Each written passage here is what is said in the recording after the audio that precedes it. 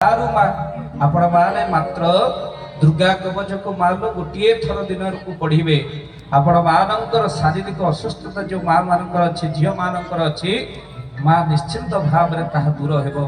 कवच ना हूँ दुर्गा कवच। आमिष खाइबेनी, पियाज रसुण खाइबेनी, गोटे दीप लगे झील जदि पाठ करे माँ तार शारीरिक असुस्थता मान दूर हेबो बोल आनंदे कबार। एमितिके ऋणर मुक्ति मध्य आपण माने दुर्गा कवच पाठ करिबो प्राप्ति हेबे। आगक आसुथिबा महाविपद मध्य दूरा हुए दुर्गा कवच पाठ कले।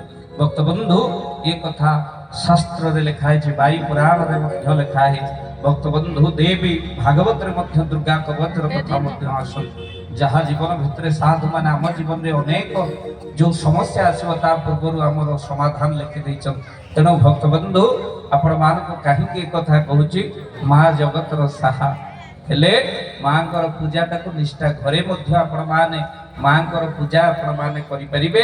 आ जो मान ठाकुर घरे मालो आपनकर 5टी जिनिस रही ठाकुरंकर कृपा तारी ऊपर बेसी वर्ष ठाकुर पूजार फल सेतिक पाए। ठाकुर घरे मालो 5टी कौन 5टी जिनिस रखिबे।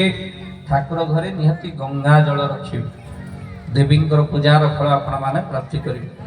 ठाकुर घरे मालो गोटे बंशी रखिबे, घर नकारात्मक शक्ति मध्य बंशी दूर करे। तृतीय मालो गोटे मयूर पुच्छ ठाकुर घरे रखिबे, आपण माने घर भितर मध्य मयूर पुच्छ रखि परिबे। तृतीय माँ ठाकुर घरे गोटे त्रिशूल रूपार त्रिशूलटी करी ठाकुरंकु देबे रखिबे घरे। मन रखि ताहा ठाकुरंक पाखरे गोटे त्रिशूल रखिबे। आउ तापरे ठाकुर घरे माँ आपण माने मन रखि ताहा ठाकुर घरे निहाती शंख रखिबे।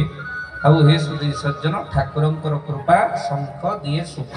ये 5टी जिनिस माँ ठाकुर घरे आपण माने निहाती भाव रखले ठाकुरंकर कृपा आपनक ऊपर मिले। आउ ठाकुर पूजार मध्य नियम अछि, मन रखि तांतो मो माँ माने जतिकी बसछन जो मानक घरे ठाकुर अछि, जो मान ठाकुर पूजा करछन साईं को पूजा करछन माँ 5टी अपराध माँ केबे करिवेनी। पद्म पुराणे 60 अपराध कथा लिखा है। 60 अपराध भितर 5टी अपराध को मुख्य अपराध कथा कह जाए। माँ 5टी अपराध को मान घरे ठाकुर घर अच्छे के हाथ टेकिले जना पड़ो। ठाकुर पूजा करते को माने करते समस्ते, भाई माने को माने करते ठाकुर पूजा समस्ते करते। जाओ जेहेतु आम सनातन हिंदू राति पाइले सकाळू आम वृंदावती को जल देऊ, सूर्य अर्पण करूँ, आउ तापरे ठाकुर पूजा माँ करूँ। मन रखि था जो माने ठाकुर पूजा करछन्ति 5टी अपराध करिवेनी। मन रखि था प्रथम अपराध केबे माँ फूल चोरी करी ठाकुर पूजा करिवे नाही। बोलारंदे गवार। प्रथम अपराध पर बाड़ी केबे फूल चोरी करी ठाकुर पूजा करिवे नाही। एबे अबिका मुख्य होजे फूल चोरी करी ठाकुर पूजा करिवे। जहा बाड़ी रो आनिबे से मालिक को कहि के आनिबे, बुझले। पर बाड़ी ठाकुर घर पूजा पाई फूल चोरी करिवे नाही। मो मन गढ़ा कथा पद्म पुराण लिखा है। पुष्पगंध नामक जने गंधर्व शिव पूजा करते। माँ शिव पूजा करते सत राजा बाड़ी फूल चोरी करी अनेक दिन शिव पूजार फल प्राप्त न कर मुंड बाड़ेला शिवलिंग।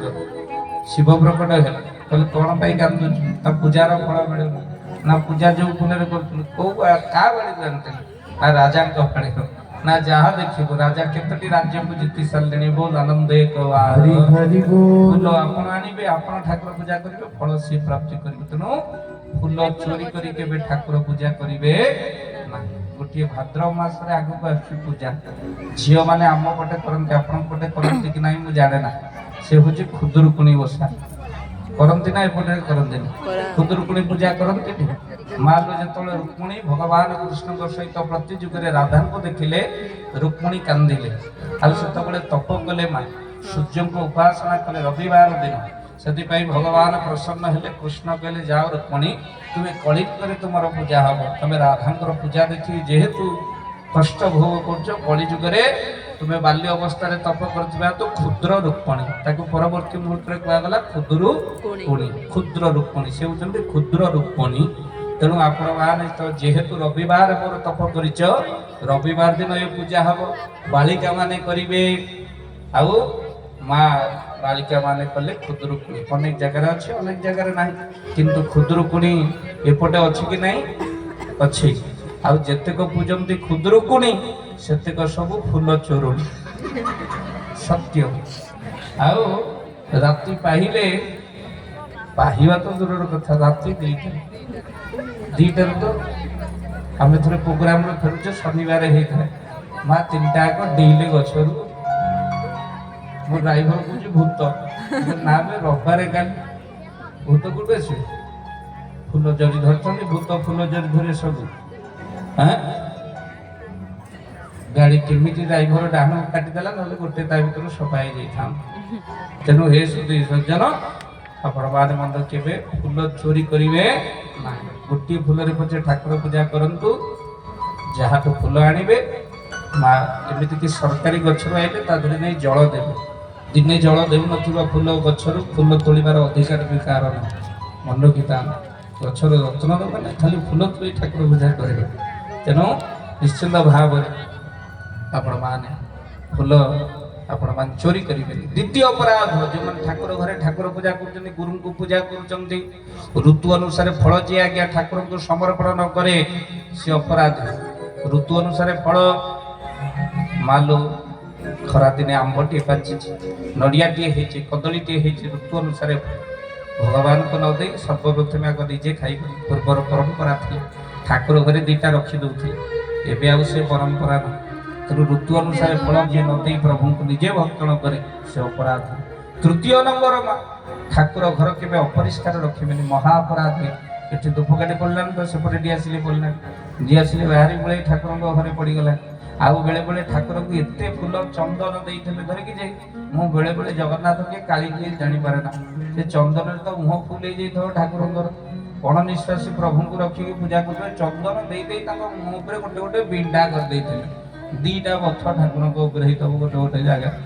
ଆଉ ହେ ସୁଧୀ ସଜ୍ଜନ, ଟିକେ ତାଙ୍କୁ ପୋଛିଦେବା, ପରିଷ୍କାର କରିବା। ମନେ ରଖିଥା, ଠାକୁର ଘରେ ଗୋଟିଏ ସୂତା କପଡ଼ା ରଖିବେ ମା, ଗଙ୍ଗା ଜଳରେ ମା କର୍ପୂର ମିଶାଇ ତା ଦେହରେ ମା ଆପଣ ମାନଙ୍କର ପଞ୍ଚତୀର୍ଥର ଜଳ ମିଶାଇବେ। ଯଦି ପଞ୍ଚତୀର୍ଥ ଜଳ ନାହିଁ, ଗଙ୍ଗା ଜଳ ଅଗରୁ ପକାଇ ମା ଠାକୁରଙ୍କ ଉପରେ ଜଳ ସିଞ୍ଚନ କରି ଯୋଉ ସୂତା କପଡ଼ାରେ ଆପଣ ପୋଛନ୍ତି, ସେଇ ସୂତା କପଡ଼ାରେ ଯେତିକି ସୂତା ଥାଏ ସେତିକି ବର୍ଷ ପର୍ଯ୍ୟନ୍ତ ପ୍ରଭୁ ଆପଣଙ୍କ ଚରଣରେ ସ୍ଥାନ ଦିଅନ୍ତି। ବୋଲ ଆନନ୍ଦ ଏକ ବାର। ପ୍ରଭୁଙ୍କୁ ସବୁବେଳେ ପୋଛି ଦଉଥିବେ ମା ସୂତା କପଡ଼ା, ଗଙ୍ଗା ଜଳ ଅଗରୁ ସିଞ୍ଚନ କରି ଠାକୁରଙ୍କୁ ପୋଛି ଦେବେ ଟିକେ।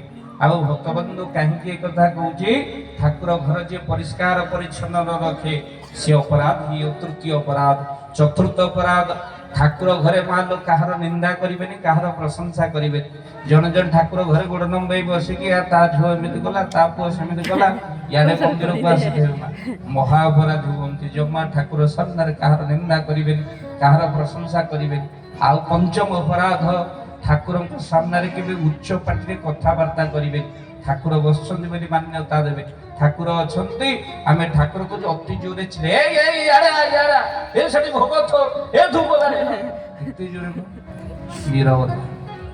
ବହୁତ ମନ୍ଦିରରେ ମଧ୍ୟ ବ୍ରାହ୍ମଣ ଦେବତା ମାନେ ଏତେ ଜୋରେ ପାଟି କରୁଛନ୍ତି, ଆପଣଙ୍କ ଭାବ ନଷ୍ଟ ହେଇଯିବ। ପରସ୍ପର ଭିତରେ ଗାଳି ଗୁଲଜ କରୁଛନ୍ତି, ଆପଣ ଦେଖିକି ମନ କଷ୍ଟ କରୁଥିବେ। ଠାକୁରଙ୍କ ସାମ୍ନାରେ ଠାକୁର ବସିଛନ୍ତି ଟି, ତେଣୁ ସେଥିପାଇଁ ଆପଣ କାହାର ନିନ୍ଦା କରିବେ ପ୍ରଶ୍ନ। ପଞ୍ଚମରେ ଉଚ୍ଚ ପାଟିରେ କଥାବାର୍ତ୍ତା କରିବେ ନାହିଁ। କିଛି ଦିନ ପୂର୍ବରୁ ମା କେନ୍ଦ୍ରାପଡ଼ା ଯାଇଥାଏ ଗୋଟେ ପ୍ରବଚନ କରିବାକୁ। ଏଇ ସମୟ ଭିତରେ ଦୁମାଲା ଉପରେ ଠିଆ ହେଇଥାଏ, ଗୋଟେ ମା ସେ ତାର ବୃନ୍ଦାବତୀରେ ପାଣି ଦଉଥାଏ। ଯେମିତି ମନ୍ତ୍ର ପଡୁଥାଏ ମୁଁ ଜୀବନରେ କେବେ ଶୁଣି ନଥିଲି। ଚଉରାରେ ଇଆଡେ ପାଣି ଦଉଛି, ଇଆଡେ ମା ଲୋ ମନ୍ତ୍ର ପଡୁଛି, ତୁ ମରିବୁ ଲୋ ତୁ ମରିବୁ। ମା ଇଆଡେ ଚଉରାରେ ପାଣି ଦବା ଚାଲି।